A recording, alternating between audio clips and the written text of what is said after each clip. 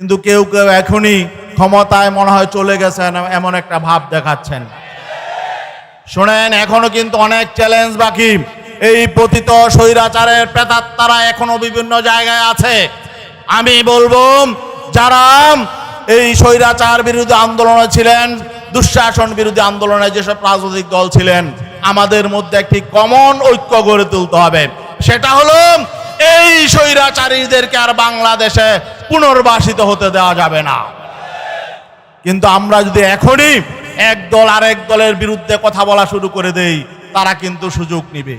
Fascist সরকারের পতন হয়েছে, ভারতের দালাল সরকারের পতন হয়েছে, কিন্তু এখন আমাদের কাঁধে অনেক দায়িত্ব এসে গেছে।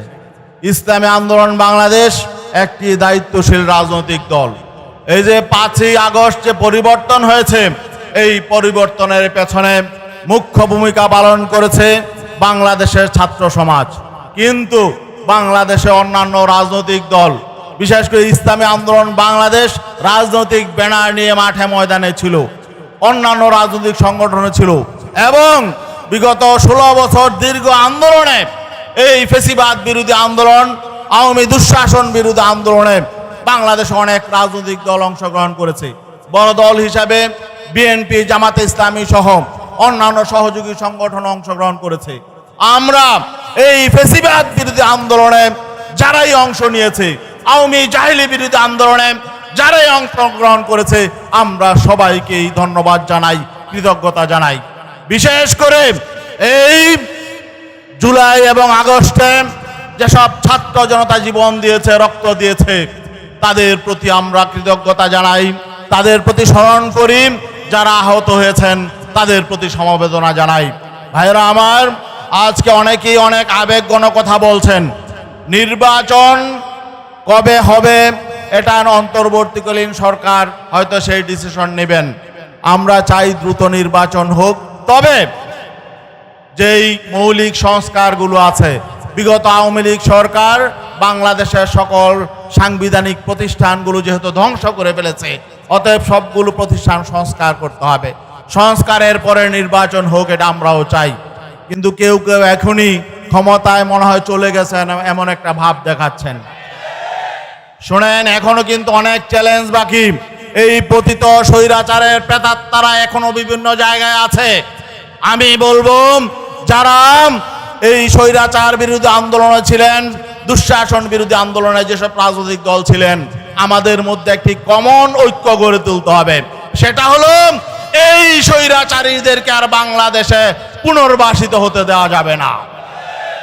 কিন্তু আমরা যদি এখনই এক দল আরেক দলের বিরুদ্ধে কথা বলা শুরু করে দেই, তারা কিন্তু সুযোগ নিবে। এই সুযোগ কি আপনারা দিতে চান? হ্যাঁ, নির্বাচনের জনগণ নির্ধারণ করবে কারা জনগণের জন্য নিরাপদ, কারা দেশের জন্য নিরাপদ। জনগণ সচেতন। আজকে জনগণ নির্ধারণ করবে নির্বাচন যখন আসবে কাকে ক্ষমতায় নিতে হবে। বিগত এই 1971 সাল থেকে বিগত 53 বছর যে রাজনীতি বাংলাদেশে চলেছে, এই রাজনীতি আর বাংলাদেশের মানুষ দেখতে চায় না। আমরা এই রাজনীতি দেখতে চাই না। আমরা এই রাজনীতির গুণগত পরিবর্তন চাই। ইসলামী আন্দোলন বাংলাদেশ বাংলাদেশের মানুষকে ভালোবাসে। বাংলাদেশের শুধু মুসলমান নয়, বাংলাদেশের যে কোনো শ্রেণী পেশার মানুষ, যে কোনো ধর্মের মানুষ ইসলামী আন্দোলনের কাছে নিরাপদ। এবং শুধু তাই নয়, এখানে অনেক দল আছে, অনেক মত আছে, অনেক আদর্শ আছে। একটা সমাজে ভিন্ন আদর্শ থাকবে, ভিন্ন মত থাকবে, ভিন্ন দল থাকবে, এটা স্বাভাবিক। সকলের প্রতি শ্রদ্ধা রাখতে হবে। ইসলামী আন্দোলন বাংলাদেশ এমন একটি রাজনৈতিক দল, তারা কাউকেই শত্রু মনে করে না। বাংলাদেশের যারা নাগরিক, যারা বাংলাদেশের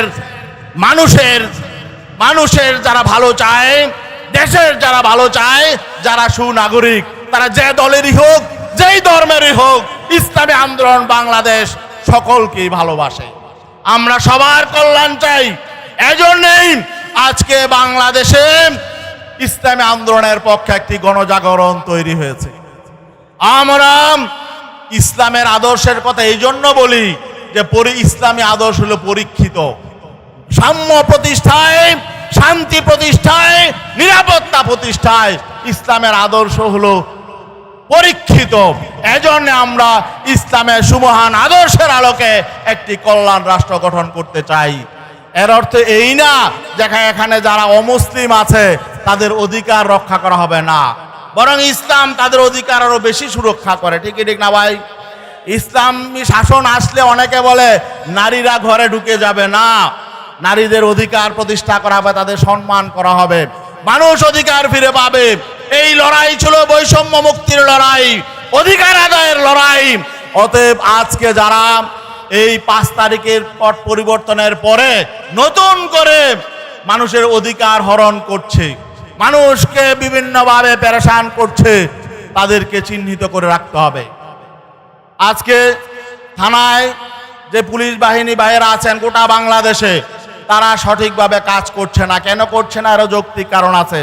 তারা বিগত সরকারের লাঠিয়াল বাহিনী হিসাবে কাজ করেছে, তারা নৈতিকভাবে দুর্বল, যে কারণে তারা কাজ করতে পারছে না। আমি তাদের প্রতি অনুরোধ থাকবে, যারা চিহ্নিত অপরাধী তারা ছাড়া বাকিদেরকে আমরা সহযোগিতা করব। থানার পুলিশ ভাইদেরকে বলবো, আপনারা সঠিক দায়িত্ব পালন করেন, জনগণ আপনাদের পাশে থাকবে। এবং আমি আমাদের দলের নেতাকর্মীদেরকে বলবো, অন্যান্য দলের নেতাকর্মীদেরকে বলবো, পুলিশ ভাইদেরকে তাদের কাজ করতে দেন, তাদের পাশে দাঁড়ান, কারণ পুলিশ ছাড়া কিন্তু দেশ চলবে না।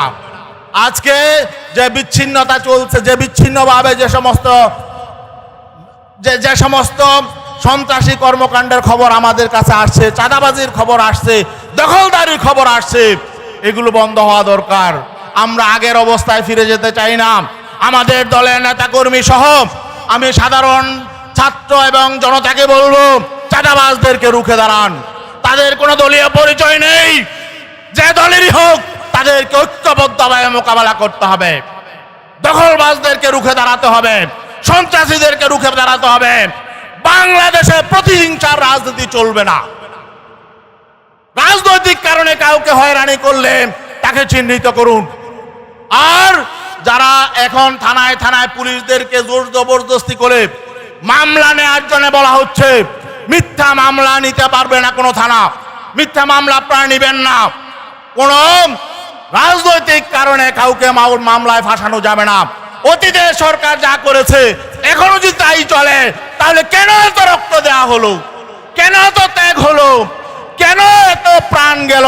আমার ছাত্র ভাইরা যেই বৈষম্য বিরোধী একটি সমাজ প্রতিষ্ঠার জন্য যে আন্দোলন সংগ্রাম করেছে, এটাকে আমরা ব্যর্থ হতে দিতে পারি না।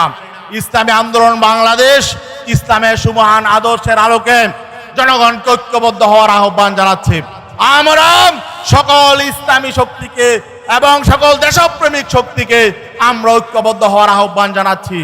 আগামী নির্বাচন যাতে বাংলাদেশের জনগণ ভালো মানুষের পক্ষে একটি সরকার হয়, যাতে মানুষের পক্ষে সরকার হয়, জনগণের পক্ষে সরকার হয়, ফ্যাসিবাদী শক্তি যে চিরতরে নির্মূল হয়, সন্ত্রাসী শক্তি, চাঁদাবাজ, দুর্নীতিবাজ। দেখেন অতীতে যারাই ক্ষমতায় এসেছিল তারা কিন্তু পরীক্ষিত, তারা কি করতে পারবে তাদের নতুন করে বলার কিছু নাই। নতুন বাংলাদেশ আমরা দেখতে চাই। নতুন বাংলাদেশ দেখতে হলে নতুন শক্তিকে ক্ষমতায় আনতে হবে। এই জন্য ভালো মানুষ ঐক্যবদ্ধ হন, ভালো মানুষ ঐক্যবদ্ধ হয়ে ভালো মানুষের সরকার গঠনের জন্য আপনাদেরকে প্রস্তুতি গ্রহণ করতে হবে। এবং এই অন্তর্বর্তী সরকারকে ব্যর্থ হতে দেওয়া যাবে না। তাদের কাজের সমর্থন, তারা যত ভালো কাজ করে, ভালো কাজের সমর্থন আমরা অতীতে দিয়ে গিয়েছি, সামনেও দিয়ে যাব ইনশাআল্লাহ। তাদের হাতকেও শক্তিশালী করতে হবে। সবাইকে ধন্যবাদ জানিয়ে শেষ করছি। আসসালামু আলাইকুম রহমতুল্লাহ।